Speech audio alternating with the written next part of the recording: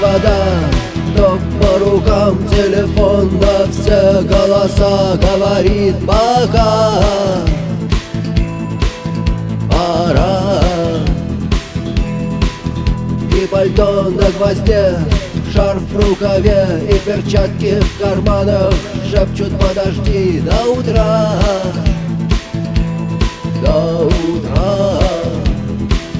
Но странный стук зовет дорогу. Может, сердце, может, стук в дверь. И когда я обернусь на пороге, я скажу одно лишь слово: верь.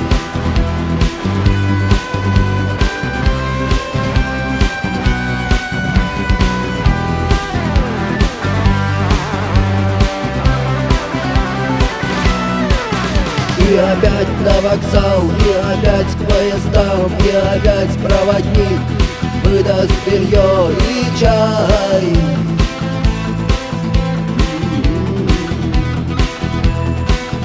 И опять не усну, и опять сквозь грохот колес мне послышится слово: прощай. Но странный стук зовет дорогу. Может, сердце, может, стук в дверь. И когда я обернусь на пороге,